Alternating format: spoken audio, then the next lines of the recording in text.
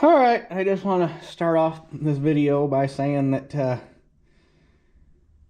a great weight is off everybody's shoulders now that, well, this is November 6th. This is the evening of November 6th, so everybody knows what that means. And number 45 is now number 47.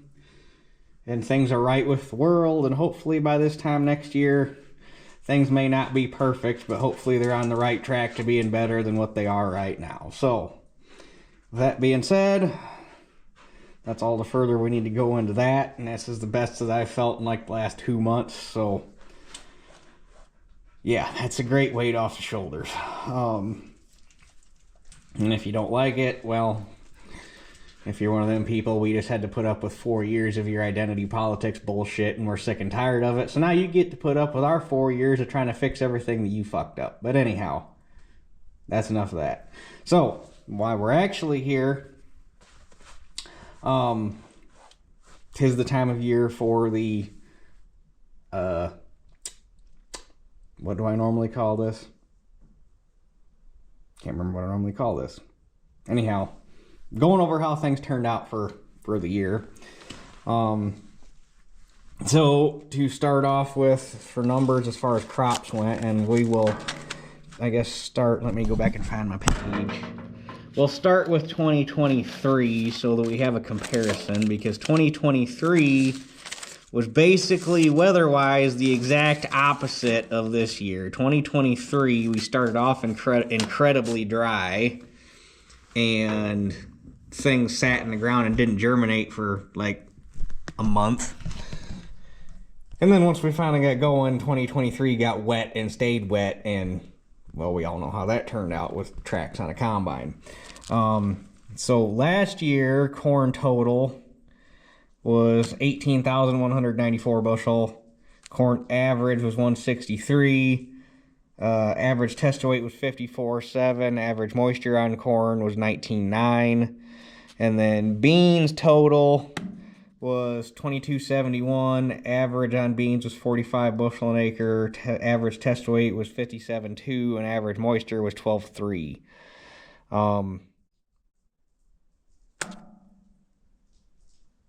Actually, I have it written down. If you take out that 8-acre bean field I had last year that the deer destroyed, and that went down to 19 bushel an acre, my bean average last year was 49.89 if you took that 8 acres out. So do with that information what you will. So anyhow, this year, corn total, I had fewer corn acres this year and more bean acres this year than I had last year, so they flip-flopped. Total corn bushels was 12,602. Corn average was 139.95 bushel an acre. Average test weight was 57.7, so that's a lot better than last year. And average moisture was 16.95. Bean total was 3166, average of 34.94, which that was a lot better than what I thought I was going to get. I was figuring if I could get 30, I'd be impressed, so I'll take that, almost 35 bushel an acre, and you can round that up to 35 if you want. Average test weight 56.8, so we're down a touch there, but not by much, and then average moisture was 11.84. So, obviously, we're down on both this year. Corn was down 20, I think it came out to 23 bushel an acre, and beans were down 11 bushel an acre. The beans, they've both had a lot more potential to them than what they had. The beans, not only deer damage, but weather, which we'll get to here in a second. And then the corn was deer damage. The corn had, and that's the part that ticks me off the most, is that corn had a lot more potential than what I actually got out of it. That was strictly weather probably played a part in it, because there were small kernels. I think when it got dry during kernel fill, that affected it. If the kernels would have been bigger, you would have obviously got more bushels out of it too, but we come back to deer on that. Which that problem is hopefully going to it's not going to get solved, but we're going to start working on it. I've got if my cousin isn't hunting at Grandma and Grandpa's, I have a guy that works at the elevator down, because where I work, the elevator and Helena are two different things. They're at the same location, but they're owned by two different companies, so we don't commingle, at least as far as business wise. But one of the guys that works down there at the elevator was asking me today if I had any spots to hunt. So if my cousin doesn't hunt at Grandma and Grandpa's, I'm going to try to get him down there, because he really wants a place to hunt.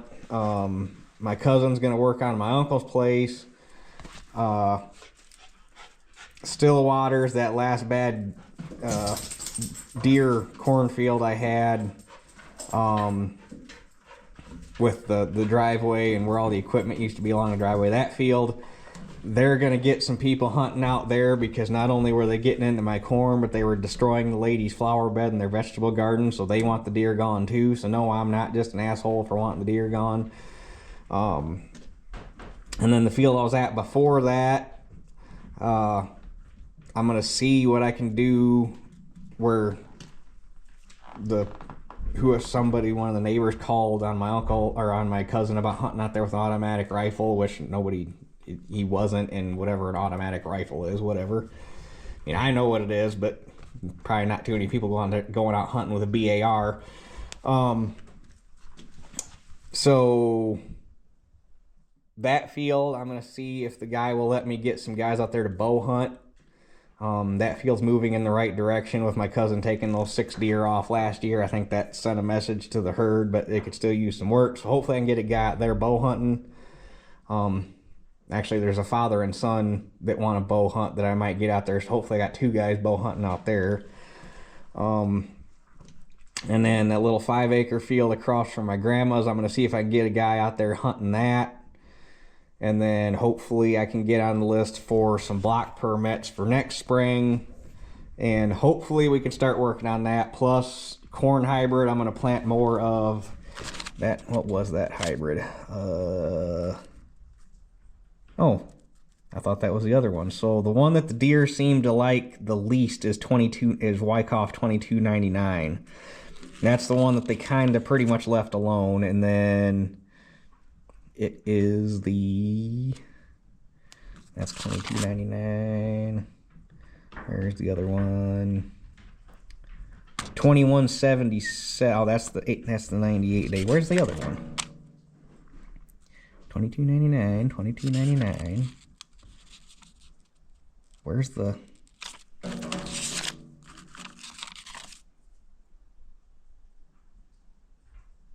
21.7? Oh, 2335. There we go. That's the one that they seem to like to eat on.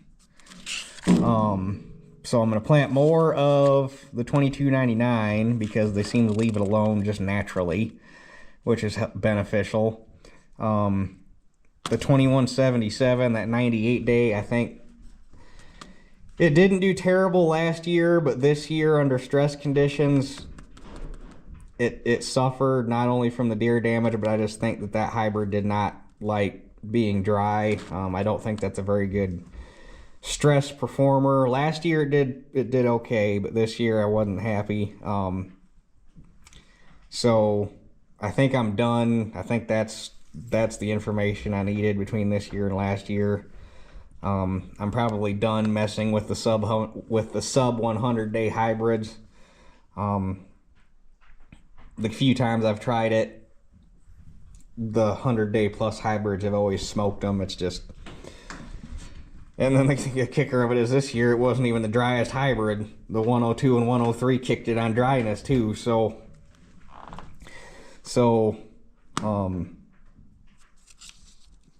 those two hybrids are probably out, and I'm going to see what he can pair me with on this 2299. Something comparable to it. Beans, I'm still happy with the bean variety I'm planting. That 2570, that was just strictly, it was just not a good year for beans. Which was mostly due to the weather, which we'll get to here in a second. I've mentioned before in the video on the muck, I think I'm done putting 28 down there. I think on muck, just because of the nature of the soil and the nature of the beast, I'm just going to keep putting urea on that. I think it's a better option. 28 is going to be the better option on the rest of my ground for the most part, unless there's a major price difference between 28 and urea that puts it in urea's favor. But so that's going to be next year. I'm contemplating putting beans on the muck for next year, but there's two things that just scare the living crap out of me. Is one, you have a wet summer like what we did, and beans, corn doesn't like wet feet, but beans really don't like wet feet, and you lose half the field because they drowned out. And then you got that just right off the top. And then two, if we end up with a wet fall, you're never going to get down there to cut them because you're just going to be plowing with the head, because the cutter, there's not enough soil structure in that type of soil to keep the bar floating. So it's just going to be like a plow. So those are the two things that just terrify me about, well, three, white mold, which that's manageable. You can manage that, but that's still a big consideration to have when you're putting it on that soil type. So it's the two major things, is a wet summer or a wet fall scared me to death about trying to put beans down there. My weed control issue, I think I've got that a lot better under control than what it was when I first took that ground over. That doesn't scare me. It's just, especially if we have a wet fall, you're just trying to get them off, if you can get them off at all, is just going to be a nightmare. So it might get corn on it again. I haven't decided yet, but that is a consideration for next year. I'm just up in the air about it. So that pretty much covers the crop end of things. So now we can get into the weather end of things. So same thing. Compare this year to last year. Last year started off really dry at the beginning.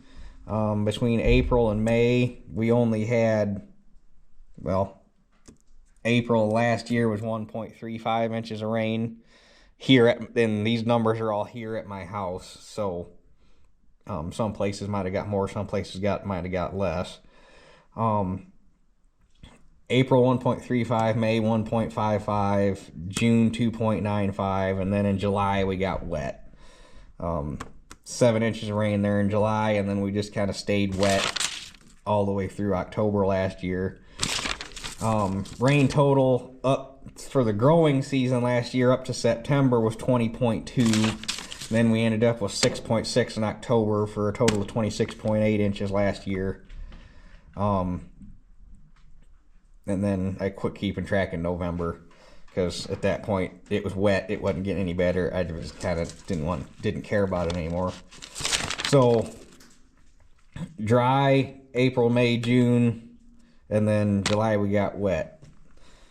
This year, kind of complete opposite. April 3.2 inches, May 4.2 inches, June 4.15 inches, and then ironically, like last year, July we got really wet, 6.5 inches in July.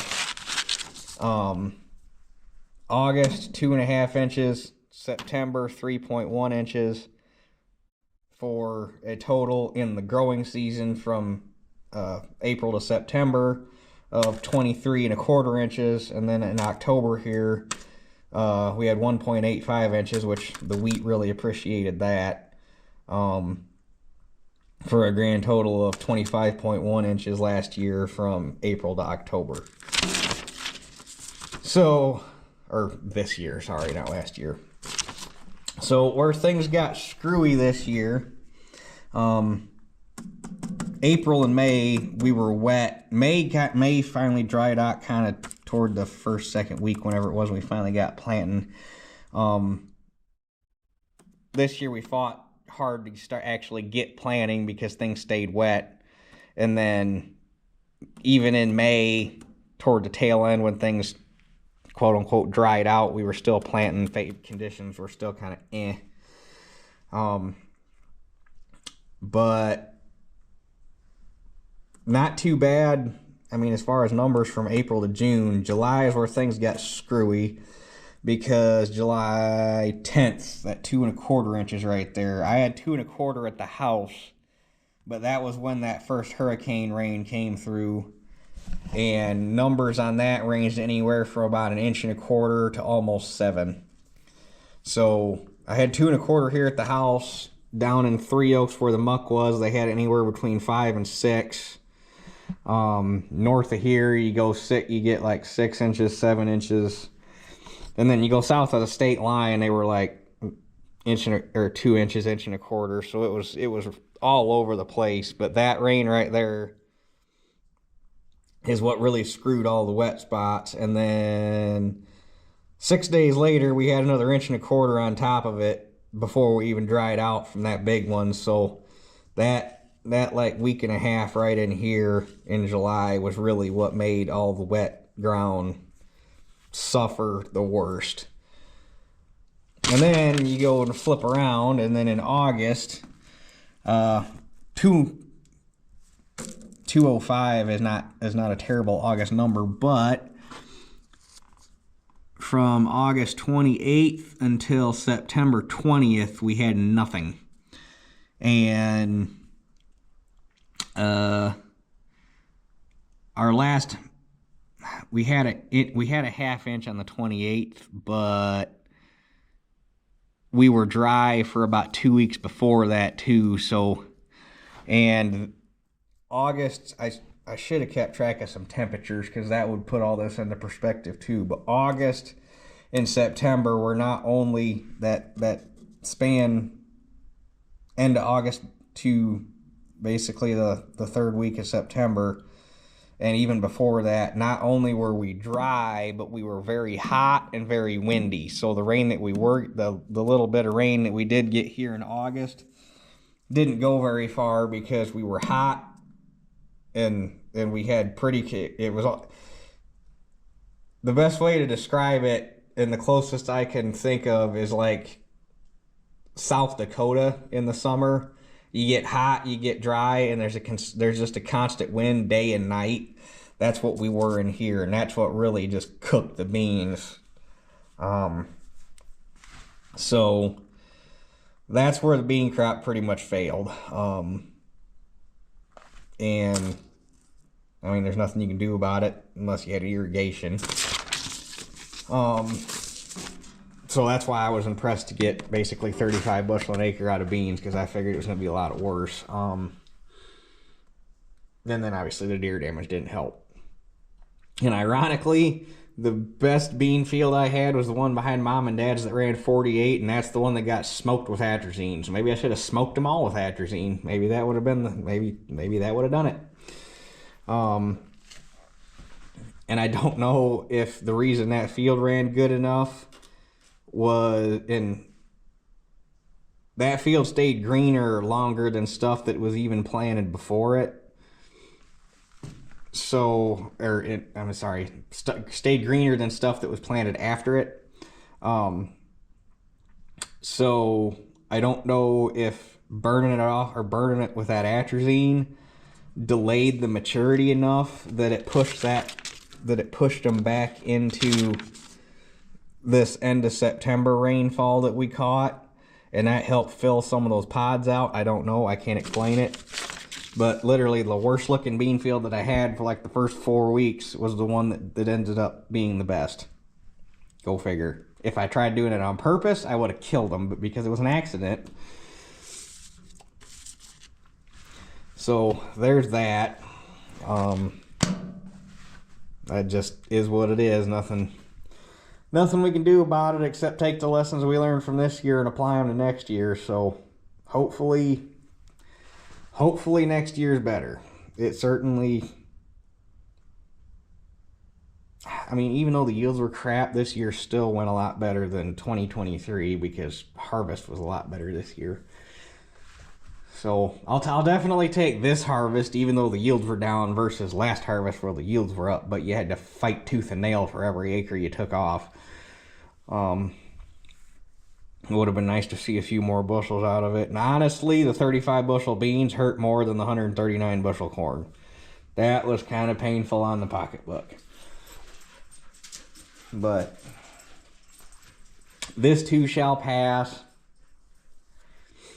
I don't have crop insurance, but that's why I got a job. So, and I'm definitely not the only guy that got hurt this year, and my corn numbers are on the lower end, but I'm definitely not. I've heard a lot worse bean numbers, and I have heard worse corn numbers. So, well,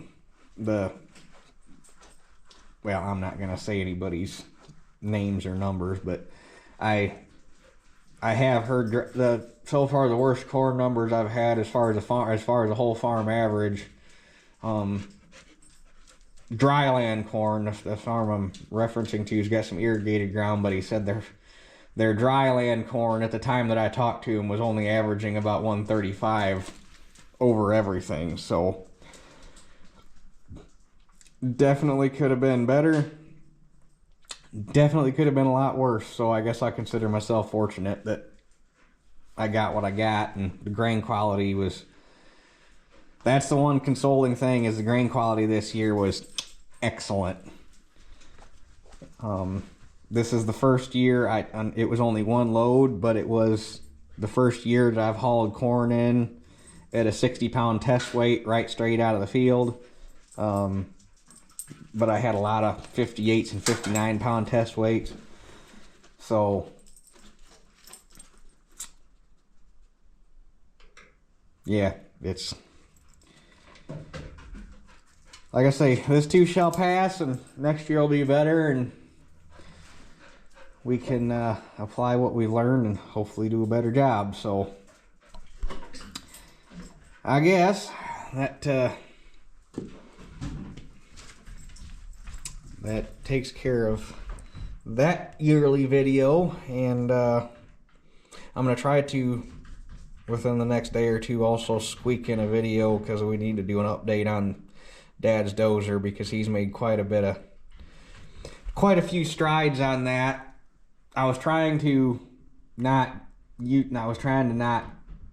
him too much this fall, because I was trying to let him keep working on that dozer, because I know he's excited about that thing. So I was trying to use him as little as possible, and for the most part, he would haul in a couple trucks.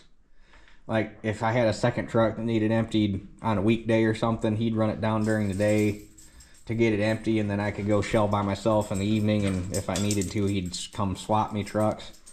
But really, as far as like trucking for me, like on weekends and stuff, he only really helped me one weekend. As far as driving like for a whole day, and that was last weekend to get finished up before this rain showed up, because we had